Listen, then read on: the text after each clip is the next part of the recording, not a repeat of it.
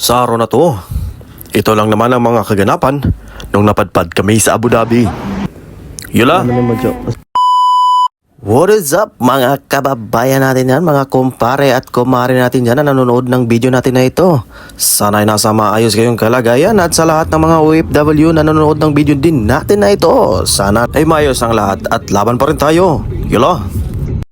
For today's episode ay nandito tayo sa Abu Dhabi mga pre. Nandito pala tayo sa Grand Hyatt Hotel. Isa ito sa mga sikat na hotel dito sa Abu Dhabi. Napadpad kami dito para sa isang business is business. Sa amin na yon. Bitaw, oy, nami dire kay magsukat-sukat mi, nami sukaton ba? Nasa loob pala kami ng malaking ballroom ng Grand Hyatt Hotel para magsukat ng gagawing disenyo sa gaganaping big event ng hotel na to. Pastilan, oy, napakalawak pala ng area na to. Patay tayo dyan.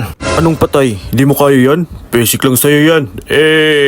Baka basic yan. Para ka namang just now, oy. Hindi mo kilala yung mga kasama mo. Dahil maaga kaming natapos, bibisitahin muna namin ang Grand Mosque.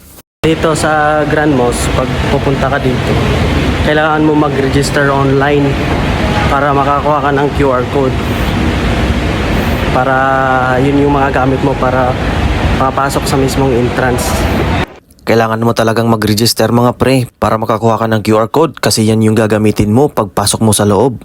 Napakadali lang mag-register mga pre kung meron kang wifi, pero pag wala ka namang wifi, pwede ka namang pumila sa kiosk nila at doon mo makukuha yung QR code para magagamit mo pagpunta mo sa loob.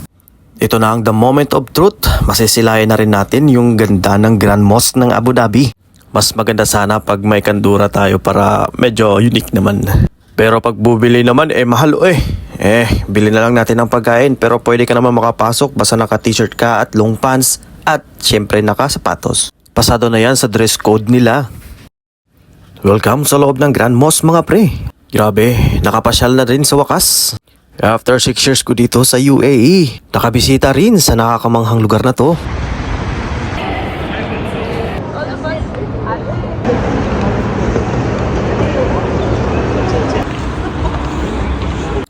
Sobrang init sa araw na to mga pre, pero ang dami pa rin mga turistang bumibisita dito.